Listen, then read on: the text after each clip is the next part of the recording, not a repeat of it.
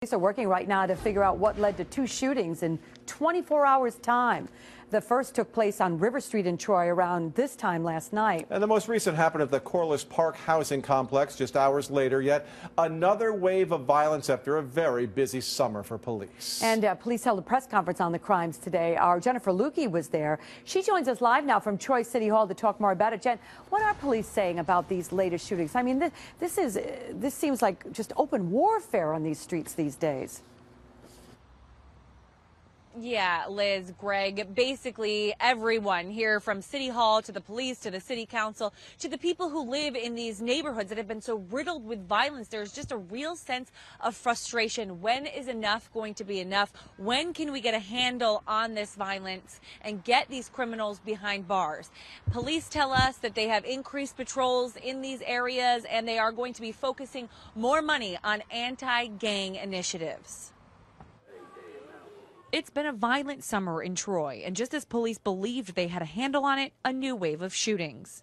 We eliminated a lot of the people that were actively involved in this violence. And unfortunately, when you eliminate those people, drug dealers, the guys that are running the gangs, it's like a job opening. And people see opportunity and they try to step in. And the first thing they want to do is they want to pump up their reputation by being violent, by threatening people, and they're going to fill that role. Well, it is believed that Wednesday's shootings may be related. One happened in broad daylight in front of a community center, the other in a housing complex full of children. I spoke with two mothers who live here in Corliss Park. Neither of them wanted to go on camera because they were so afraid, but they live right where this shooting happened. In fact, one of them lives right here. She was closing this window when the gunfire rang out, and you can see bullet holes actually hit the front of her apartment. The shootings appear to be discriminate, but the bullets are indiscriminate and they can hit anybody. Mayor, you say if you see something, say something, but we've spoken with dozens of neighbors in these areas and they're afraid to talk. They're afraid of what it might bring to them and their families. How do you reach those folks? That's why we want them to have the anonymous crime tip line.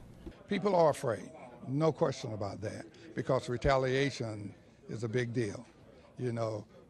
So what we have to do is try to get these young people, 7, 8, 9, 10, 11, those ages, try to keep them away from first getting indoctrinated into these kinds of activities.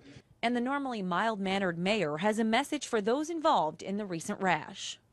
Troy is our city. This is our community. We can't and will not be controlled by a small group of individuals who show no respect for our families.